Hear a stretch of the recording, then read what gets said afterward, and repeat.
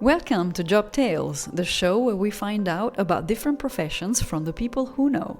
Each week I speak to a new guest with a very interesting job. You'll hear about their personal path to doing what they do, the skills that are required, and the tools they use for the job. They say that being a church minister is a vocation. I dare say that it is first and foremost a full-time job with a salary, a set of responsibilities, and a career path. I looked at LinkedIn, and in the US alone, there are over 1,000 pastor jobs published. I have the privilege of interviewing Reverend Laurence from the Church of Scotland in Geneva to understand what his job entails and what he recommends to the young generation. And here we are with Reverend Laurence. Thank you so much, Laurence, for being a guest at my podcast. I am very honored, and it's a very special occasion because I would love for the listeners to have your experience as a reverend and your job and understanding what is your job about and how did you start? Okay, I mean, how did I start to be a minister? Yeah, Yes, yeah, to be okay. a Well, minister. yeah, it's a kind of odd story. People sometimes say to me, "So, did you always want to be a minister?" Like kids say, when they grow up, "I want to be a doctor, I want to be a footballer." Well, I never actually wanted to be a minister. In fact, I kind of put it off as long as I could because I didn't really fancy a job where you have to be nice to people all the time and you never get rich and you've got to be good all the time. I mean, who wants that? Anyway, however, but when I was about 16 or 17, I had this gut feeling that this was kind of what I should be doing. I was involved in the life of the church. That's always a starting point for it, really, I think. Anyway, when I went to Yeah. university, I'd said, I'm not going to study divinity. I want to put this off as long as I can. So I did modern history and moral phil. And then age of 21, I was finished and I had to decide what to do next. And I just had this, I mean, it's really, I know it sounds odd, but I just had this gut feeling that if I did anything different, it wouldn't be the right thing for me. And so, somewhat reluctantly, I went to study theology at Edinburgh University and then just went on the kind of train line, as it were, to being a minister after that. So I was kind of reluctant, but also kind of sure that it was what I needed to do with my life. And I know that sounds really bizarre to folk, and it sounds bizarre to me too, because I'm like a normal person who does that. But anyway, that's how it was, Laura. To be honest.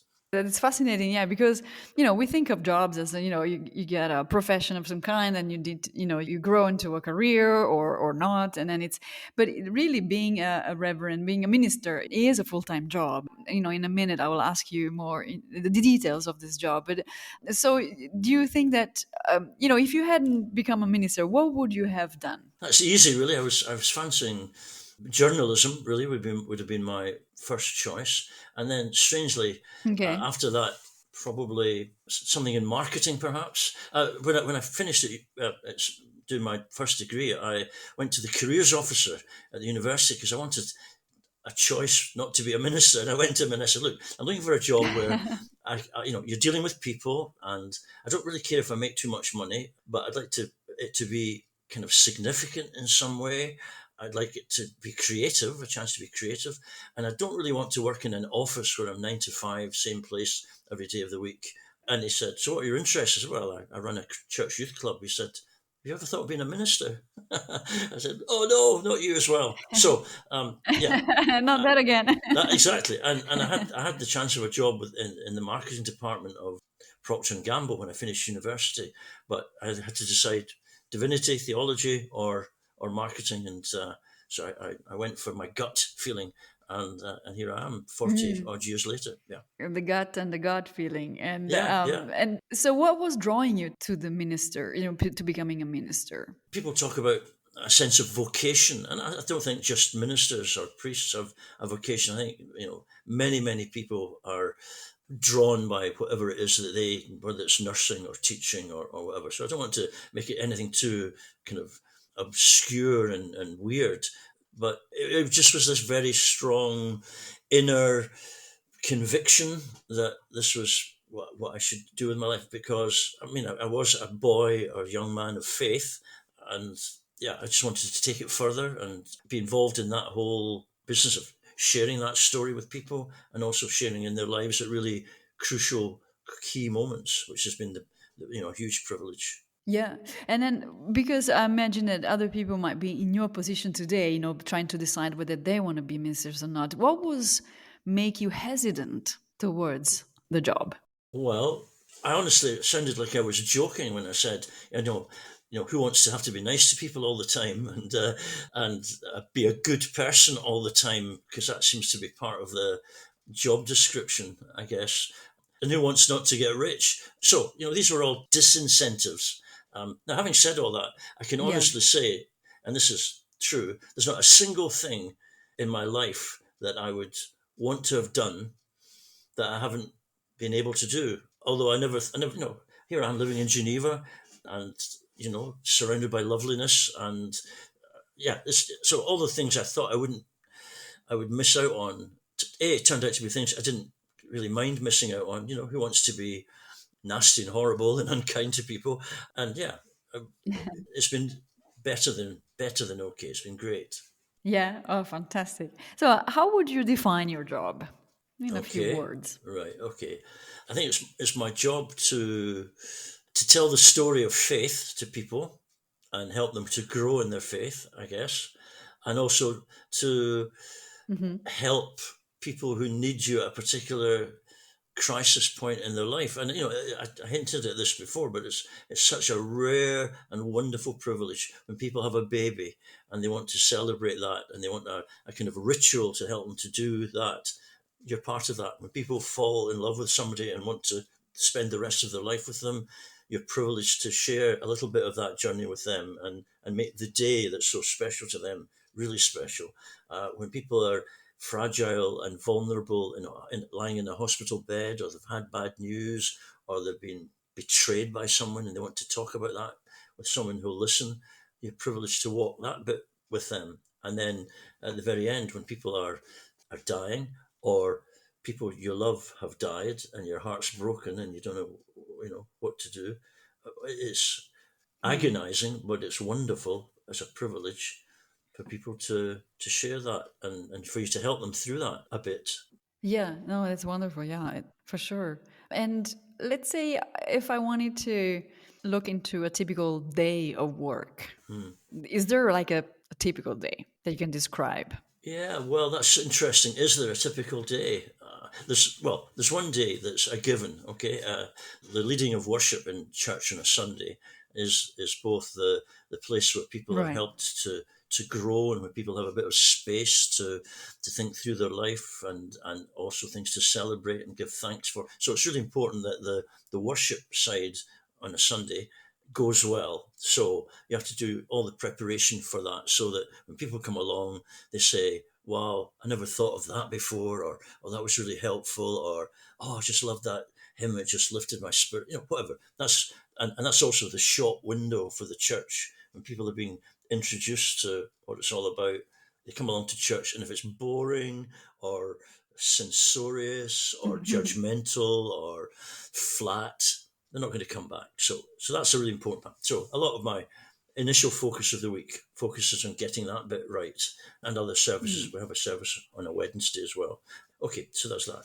So that involves thinking, writing, speaking, and you've got to work at both. These don't just fall out the sky. You've got to work at that. That's a bit of craftsmanship. I mean, I've been doing this for 40 odd years, and it's Wow. still a wonderfully privilege to be able to be that creative and share it with other people. So that's good. But also, there are people who are lonely at home, housebound, don't see many people. It's my job to take the care and the love of the church to them. There are people in hospital who are worried about operations or they've had bad news and want to share that with someone who get alongside them and spend time with them. There are new people coming into Geneva who are a bit lost, so it's an opportunity to connect with them and make them feel included. So that all takes shape in the day. People phone you up and say, "Can you come and meet me for lunch? I've got something I need to talk over with you." So flexibility, and I should have said that Mm. actually right at the beginning when I was talking to the careers officer. Something I like about being a minister is Yeah. no day is the same. No days, no days the same. Yeah. You don't know what the phone's going to ring, and you don't know who it is or what it is, and that's very exciting and stimulating. Yes, absolutely. And do you actually get to travel? Because I can imagine, it's a little bit like a diplomatic career. You do get sent to missions and to sites that maybe you don't necessarily choose, or maybe you can. It's something I'm always been curious about, because you don't come from Geneva, right? And Yeah. then yet you are in Geneva, and you've been doing for many years. You've been in Geneva. So how does it work? Yeah, well, it's funny you should say that because there is actually has been recently a lot more of that than I maybe would have thought or imagined. For example, there's a Church of Scotland, which is the church that I belong to in Paris, and they don't have a minister just now, so another minister has to look after them and arrange things for them so that everything continues to function and work. So these people are called interim moderators, and I since I've been in Geneva, I've had to do that for Lausanne when they were without a minister, and then later on in Paris Mm, when they were without minister. So I'm just back this weekend actually. I was over there taking the service and meeting the congregation and reassuring them that things were moving forward. So that's been an interesting dimension. And of course, there in international churches there are about 11 different churches from Rome to Budapest to Rotterdam, Amsterdam, Bermuda, Malta, and so on. And right. twice a year we meet in one of those locations for you might call it a conference and a Yeah. general team building thing. That's been an added dimension, which didn't happen all that often when I was back in Scotland. It must be said, but yeah, so that's been a new dimension. And then from Scotland, so you finished your studies in Scotland, and then what do you where did you work first? Did you stay in Scotland Yeah, first? oh yeah, I was in Scotland most of my time as a working minister. I did a Okay, probationary internship in a big church in the centre of Edinburgh, and then I went to my own congregations just 27 miles outside of Edinburgh on the coast. It's a place called Dunbar, a place called Belhaven actually, which if you're ever in Scotland, you'll hear about Belhaven because it's a famous brand of beer.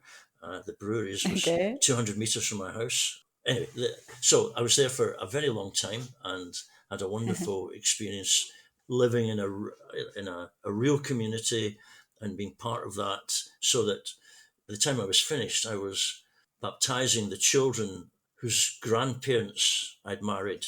So you do the math. That's a long time. 38 years I was there, yeah, and yeah. and it Oh, was okay. just wonderful to be embraced by a community and be important for them because you've been at their weddings or their granny's funeral or their baby's baptism or their just a fantastic privilege. Are there any requirements that are requested for the job as a minister? I mean, also you do manage a church. I mean, there are administrative tasks, managerial tasks. Is that something that you learn Yeah. while you're doing the job, or are you required to study it previously? It varies in different denominations, but in the Church of Scotland you have to go to university for at least 6 years, and then you come out and you do an internship or probationary period for a year and a quarter, and then you get your own church and you're kind of let loose upon the congregations, as it were. But by that time, you've been while you're studying, you still are connected to churches and you get involved in their life and see how they work and see how the administration, because there is a lot of that too, which is probably for me the least attractive part of the job. Lots of and a lot more since I started of forms to fill in and courses to go on everything from health and Yeah, safety to well, obviously child protection and so on. But there's a lot of you extra need stuff that didn't used to be there. That's you there need to now. do that. Yeah. Ah, and now it is. Okay. Okay, that's interesting. And do you also get to choose your staff, like the people that can help you at church, or yeah, do you hire people? Now you're on a very important point there because one of the hardest things I think for people who, I mean, I've always been a minister, so it's always been the norm for me that you work with, let's just say, volunteers in almost every aspect of your life. You're the only normally kind of paid professional on the spot. So quite a lot of the work, and I think Yeah. anyone who's thinking about ministry needs to be aware of that. Quite a lot of the work is diplomatic. You don't get CD plates, but you have to be very Mhm. diplomatic in dealing with people who are all sorts and all sizes in a congregation, and not an administrative structure usually. to help you to do that. So, and that can make it quite an Hmm. isolated job. If you, yeah, that could be that. Yeah. There's no gathering around the water cooler for a chat about the football last night because there's no other colleague around. You set your own timetable, you Right. set your own agenda, you decide your own priorities, you Mm. make your own mistakes, and that some people, if they come from a normal inverted commas working environment, they find that quite hard to cope with. And you can't just go to HR and say, can you fix this, or go to the techie department and say, can you come and sort this out, or I Of need course. new. That's not like that. It's just one person largely. Other churches Mm. do have. Like a one man show, and Yeah, yeah. yeah. And you do get do you get to exchange professional experience with fellow ministers maybe during the conventions you mentioned? Very much so. And also, when we study, well, in my year, there'd be maybe 25, 26 other people in my year, and you become friends with several of those, and they continue Mm. to be your friends all those years later. So, for example, every Monday, I have a conversation with a colleague in Scotland, and we tend not to talk about gardening or the best film that we saw this week, but we talk about the church and Right. how it's going and how it's going in his situation, and who's driving us up the wall, and yeah, it's so that kind of collegiate thing is there. But also, as you say, at the gatherings across Europe, we do support one another very much. Yeah, that's beautiful. And talking about skills, and talking about hard skills and soft skills. You were mentioning before that you need to be a good person. And like, can you tell me a bit more about those skills that you've seen, in 40 years of experience that are really good and important, and some that are necessary? And like, what kind of profile should you have in order to be happy at this job? I mean, I think it is a bit of a danger for or a possibility of misunderstanding when I say you have to be a good person, because which of us is a good person. However, the bottom line is, if you're standing up in a pulpit and you're talking to people about how faith makes a difference, and you're not a very nice person because you've got a bad temper, or you're dogmatic, or you're impatient, or you're intolerant, or you're narrow-minded, people are not going to listen to you. Well, they might listen to you, but they're not going to Hmm. pay attention to you. So there's got to be a bit of integrity there, that you kind of, you are what you Yeah. speak, or at least you're trying to be what you speak. So I think there is a correlation Yeah. between the kind of person you are. If you're somebody that flies off the handle very easily, or somebody that expects things to be done, straight away in a world of volunteers, and you've got no empathy, you're going to find it tough. Yeah. Um, and also, Tough. Yeah. when you get close to people in trouble, if you're, and this is ironic because I'm doing this exact thing, but if you're talking about yourself all the time and not listening to what they're saying, you're not going to be much use to them. So yeah, Mm. there's certain personality traits. Someone warm or withdrawn. If you're withdrawn, you're going to find it hard. If you don't actually like people and they just annoy you, get another job. Can you resign? That makes me think, oh, oh yes, you can can you resign. resign from a job? It's Yes, okay, yes, you guys. can. I realize it's not for me. You can resign. Yes, absolutely. It's not like You becoming a can. priest where you Okay. kind of Okay. are locked in a bit more. Well, they can resign too. What kind of person? I mean, I have to tell you this. I know a lot of ministers, and they're all different, and they're all a mixture of grey, black, and white in terms of their thinking and their personalities. So there is no ideal template, and anyone who thinks they are, by the way, is probably in the wrong job as well. Because if you think you're fitting the template, then you've already revealed that you're not fitting the Mm. template because you've misunderstood it. So, and also, I think you have to be quite strong in your own kind of personality, because I'll tell you, the worst thing about the job. Okay, let's be honest. For me, the worst thing about the job is Hmm. dealing with grief. Yes.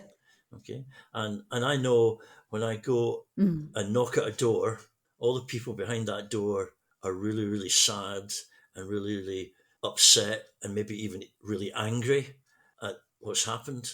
Yeah. And it's a bit like going into a lion's den sometimes, and because people are thinking, well, actually, some are thinking, your God's done this to me. They're not, because Mm. not all the people whose grief I connect with are necessarily profound believers. They could just be people that live nearby and they need a minister to do a funeral. So they've got all sorts of stuff going on inside themselves that make it a hard place to go, and so you have to have a bit of resilience, I think, to get on with doing that. Yeah, for those hard times. Yeah, for sure. And on that note, is there any compromise that you need to be prepared to make for your profession? Yes, 100%. That's a very wise question, if I may say so. In that, when I started, I was this fresh-faced, eager, just fresh out of college, had done all the theology, knew lots of answers to lots of questions, I thought. And and at that time in my ministry, I was a lot less kind. I mistook being right as being the important thing, not being Hmm. kind as being the important thing. And so I've learned over the years, and I thank God for that, to become more broad, more generous, more tolerant, more aware that the important thing is the people. The important thing is the people. And if I have to rein back on some of my certainties and some of my opinions in order to help people, then that's the priority. That's the priority. And if I had my time over again, Yeah. I'd like to have been that person 40 years ago. Although other people say I've just slipped down a slippery slope of wishy-washiness, but no, I think it's to do with realizing it's really all about the people. It's not about the rules. Yeah. And what are you most proud of today? 40 years in the Right. job. Okay. Well, what am I most proud of? Well, you know how I said in any congregation, there's a whole kind of range of people, a spectrum of people, of ideas, people who are high church, people who are low church, people who are sophisticated musicians, people who like rumty tumty tum tunes, people who are very conservative, people who are very liberal, and for all of my ministry, I have so far managed to hold those disparate groups of people together well, I've had a part to play in holding that disparate group of people together in a kind of unity and fellowship and loving family feeling, and I feel really glad about that. I mean, obviously, there's some people don't like what you do enough to say, "Well, cheerio, I'm off." But generally speaking, holding that broad church and making it work. I mean, it's not me that does it. It's, to use your phrase, it's God that does it. But I've got a part to play in that, and I'm very happy about that. I look back with that with a lot of satisfaction, I think. If you had a message that you could convey to a young man or woman that would like to become a minister, what would you say? Well, I would say, and I say this in all honesty, I think it's the best job in the world. You're never, Mhm. I say you're never going to get rich doing it, but to be able to spend time on the eternal verities, as it were, to be paid to think about these things and to write about them and to speak about them, point one, and also to have this amazing entry into people's stories. People have told me things that they've never told anybody else in the world. Okay, either because they were embarrassed by Mm. them or ashamed of them or frightened of them or whatever. But in the trust of that relationship, they have literally bared their soul, and that's been liberating for them, and an enormous privilege for me. And so I put all that together and I say, if you're thinking about being a minister, first of all, there's a crying need for them. There's a terrible shortage of them. And secondly, Yeah. you would be, if you became a minister, embracing and being embraced by just a wonderful, privileged position and experience. Thank you, But then what Laurence. do It's I been know? very enlightening. Wonderful. And I wish you all the best for the Thank rest you. of your career. Thank you. And, hopefully you can inspire many more people like you've been doing till now. Well, thank you for inviting me to be on the podcast, and it's been great talking. You asked great questions. I have to say that. Great questions. Thank you. Thank you. Thank you. Okay. Roger and out. That was Reverend Laurence, minister at the Church of Scotland in Geneva. Please write a comment or a rating on your favorite podcast player. It will help me improve my next episodes. You can write me directly at jobtalespodcast@gmail.com. Stay tuned for next episode next week.